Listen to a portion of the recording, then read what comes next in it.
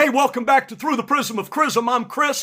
We started a new series yesterday on the Lord's Prayer, and we're taking it from my little mini book, The Model Prayer. It's about the Lord's Prayer. I want to do something for you. You can buy a copy on my website, but if you'll send me either by message or comment here on Facebook your email address, I would be happy to send you a PDF copy file of this so that you can study along with us. Now, yesterday we started in Matthew 6 and verse 6, and our theme is eat your peas, because prayer starts with a P, and yesterday we learned that prayer with a capital P is pivotal. I said it's pivotal. The verse says, but thou when thou prayest. But, that means heaven can turn situations on a dime. The devil's going this way, but when you pray, you flip things around and do a 180. Second, personal. But thou when thou prayest. Nobody else can do it for you. You need a personal time when you can talk to God at least once every 24 hours, if not multiple times.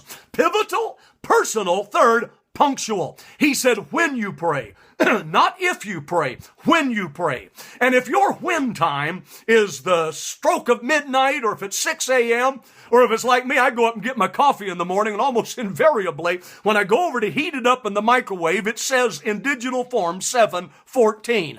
Do you remember on the War Room movie? How many of you watched that? There was one place they panned the camera around towards that closet, and it passed a digital clock, and on it, I don't know if you saw this, it said 7:14. What do you mean by that? 2 Chronicles 7:14. If my people which are called by my name shall humble themselves and pray and seek my face, turn from the wicked ways, then will I hear from heaven. Listen, we need to be punctual. If you show up to work on time, you get credit for that. If you show up in the prayer closet every day, day after day, week after week, month after month, listen, if you'll show up, God will show up. That's the key to power, being punctual. And then third, prayer is a privilege, because it said when you pray, enter into the closet or your secret place. Enter. Psalm 100 says, enter into his gates with thanksgiving and into his courts with praise. It is a privilege that God would allow mortal flesh to come into his presence.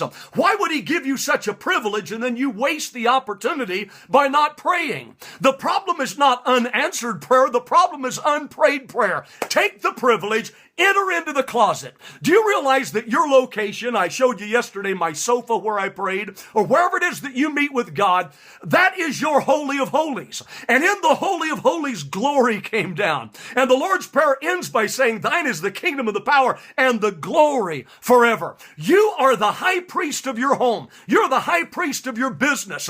You need to learn to be pursuant, and you need to learn to take the privilege and enter. Prayer is entrance. That doesn't just mean walking through the door. That means body, soul, and spirit moving into the presence of God.